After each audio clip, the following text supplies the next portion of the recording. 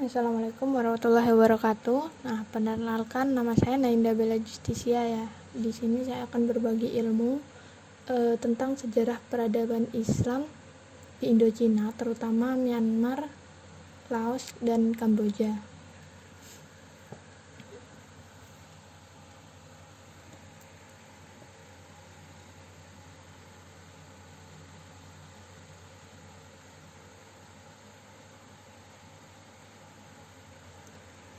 Nah, sejarah peradaban Islam di Indochina, nama Myanmar, Laos, dan Kamboja. Nah, sebelumnya Indochina itu apa sih?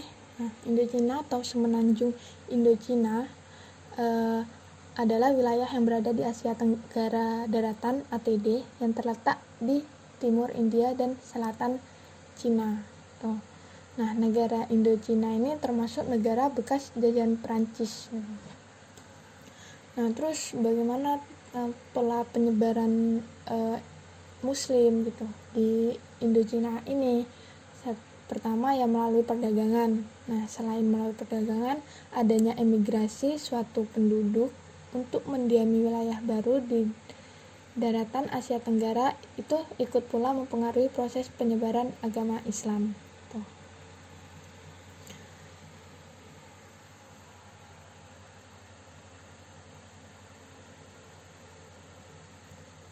Nah, ini persentase Islam ya di negara Indochina. Nah, di Myanmar itu terdapat kurang lebih 50 juta jiwa, dan dari 50 juta jiwa tersebut hanya 4% dari 50 juta tersebut itu yang menganut Muslim.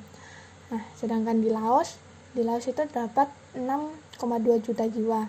Nah, karena Laos ini termasuk negara dengan penduduk Islam terkecil, nah jadi itu tidak bisa diperkirakan berapa orang yang menganut Muslim gitu. Nah, dan mayoritas di sana itu menganut agama Buddha.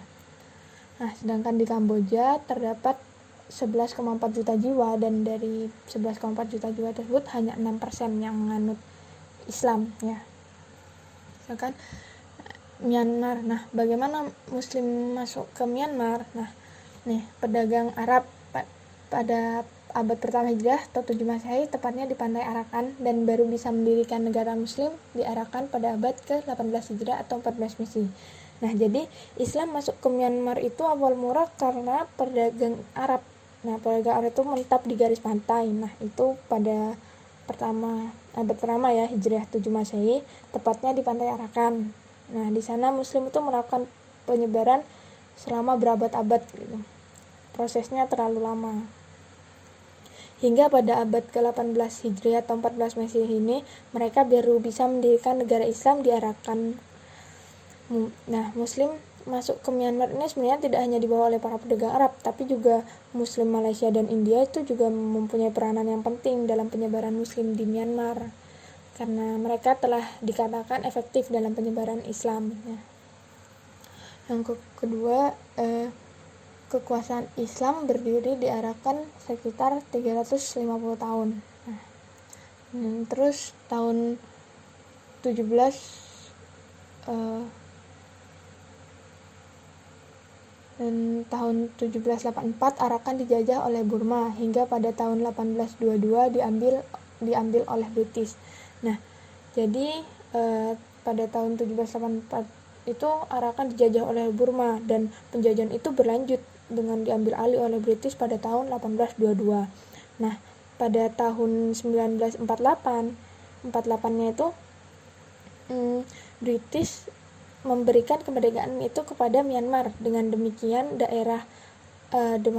Arakan itu yang sebelumnya daerah kekuasaan Islam itu menjadi daerah kekuasaan Myanmar. Nah, tentu saja pada saat itu membuat Muslim tidak senang karena mereka diperlakukan secara kejam oleh pemerintah, bahkan kewarganegaraan mereka tuh dinafikan, dan akhirnya kondisi ini membuat para Muslim menuntut agar mereka diberi otonomi untuk menjalankan pemerintahannya sendiri. Terus meluas ke selatan. Dimaksud meluas ke selatan ini, yang tadinya sudah selesai di pantai Arakan, sudah menguasai yang pantai Arakan tersebut. Nah, lalu meluas ke selatan sejauh Molmen selama pemerintahan Sultan Salim Shah Razagri. Nah, itu kalau nggak salah pada tahun 1612 Masehi. Lalu pada tahun 1948 Myanmar merdeka dari British. Nah, setelah Myanmar merdeka dari British itu pada tahun 1948 ini ya, pemerintah Myanmar tetap waspada terhadap kedudukan Muslim yang penting di ibu kota negara. Nah, pada saat itu juga Muslim juga mulai banyak nih yang mempunyai jabatan penting di pemerintahan. Di samping keterlibatan mereka dalam urusan perniagaan yang membuat Muslim itu memperoleh kemewahan dari hasil perdagangan. Lalu pada tahun 1931 sampai 1938 penindasan pemerintah Myanmar terhadap Muslim. Nah, ini jadi karena beberapa Muslim telah menduduki jabatan penting tadi, hal itu malah melahirkan sentimen bagi pemerintah Myanmar, dan akhirnya terjadilah kontroversi antara Muslim dengan orang Myanmar, dan yang berakibat banyaknya nyawa orang-orang Islam yang menjadi korban. Nah, itu permulaan era kemelatan dan penindasan bagi orang-orang Islam di Myanmar. Nah, seperti tanah-tanah Muslim itu dirampas, pemerintahan dengan masyarakat juga menindas masyarakat Islam dengan cara memeras uang dan memaksa mereka memberi opoti serta memenjarakan mereka dan sewenang-wenang. Nah, akhirnya sebagian umat Islam itu diusir dan tidak boleh kembali ke kampung halamannya. Lanjutnya tahun 1948 Muslim melakukan penyerangan. Nah, ini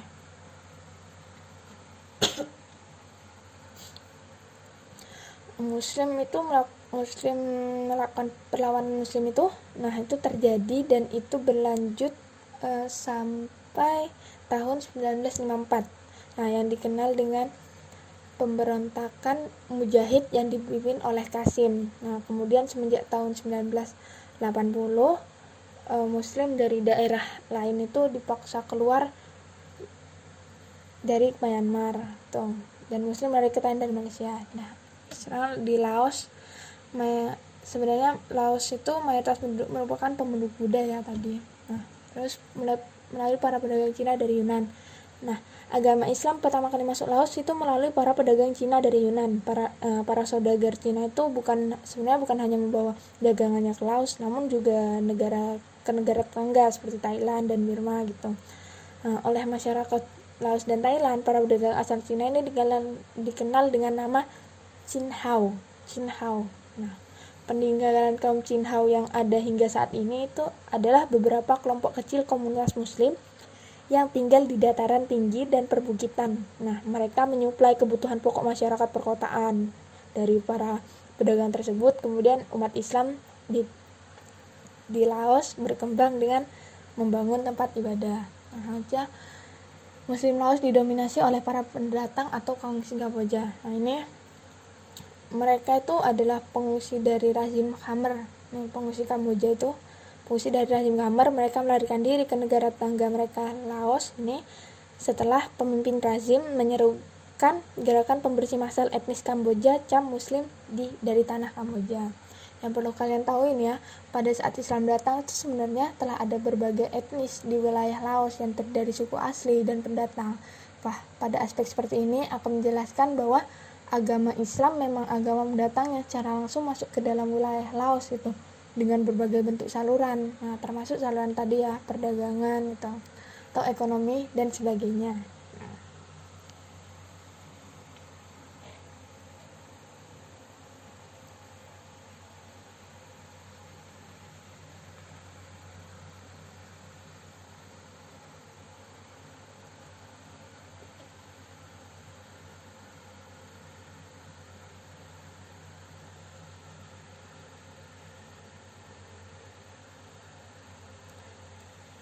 Setelah itu Kamboja. Nah, ketika Kamboja itu Islam sampai di Kamboja pada abad ke-11 Masehi. Nah, ketika itu kaum Muslim berperan penting dalam pemerintahan kerajaan Champa ini ya, pada abad ke-11 Masehi itu, sebelum keruntuhannya pada tahun 1470 Masehi. Nah, tahun 1970-an jumlah kaum muslimin di Kamboja sekitar 700.000 jiwa. Mereka memiliki 122 masjid, 200 musola, 300 madrasah Islamiyah, dan 1 markas penghafalan Al-Quran. Nah, namun karena berkali-kali terjadi peperangan dan kekacauan perpolitikan di Kamboja dalam dekade 70-an dan 80-an lalu, jadi mayoritas kaum muslimin itu hijrah ke negara-negara tangga tuh ya. Tadi Laos, nah itu karena berlangsung pada masa penahan Khmer. Nah, ini sebenarnya hal ini dapat dimaklumi sih karena Khmer Merah itu berpaham komunis garis keras. Mereka membenci semua agama dan menyiksa siapa saja yang mengadakan kegiatan keagamaan, baik itu Muslim, Buddha, ataupun yang lainnya. Setelah itu Kamboja mulai membaik setelah runtuhnya pemerintahan Khmer Merah ke tangan pemerintahan baru yang ditopang dari Vietnam. Jadi setelah runtuhnya pemerintahan Khmer Merah ke tangan pemerintahan baru yang ditopang dari Vietnam ini, secara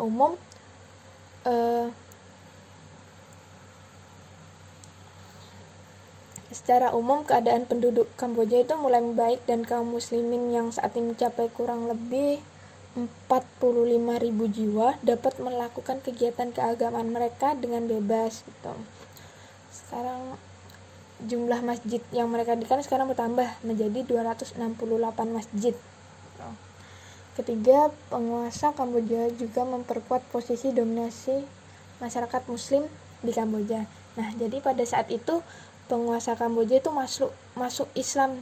Nah, kenapa bisa gitu? Nah, jadi penguasa Kamboja itu masuk Islam pada awal abad ke-17 kalau salah. Nah, dan faktor yang mempengaruhi mengapa akhirnya penguasa Kamboja masuk Islam itu karena waktu penduduk muslim Kamboja ya sebagaimana kaum muslim yang lain ya itu bersifat kosmopolitan. Nah, mungkin salah satu faktornya itu. Dan masuk Islamnya penguasa Kamboja ini lebih memperkuat posisi dominasi masyarakat Islam di Kamboja. Jadi penguasa Kamboja itu juga berpengaruh ya, lebih memperkuat masyarakat muslim di Kamboja gitu.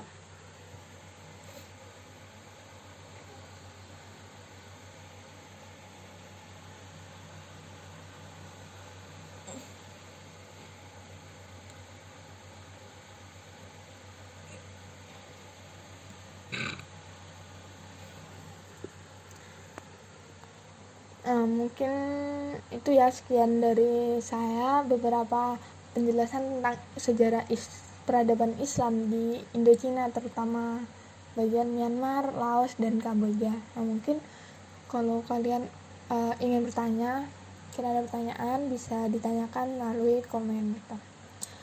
Terima kasih.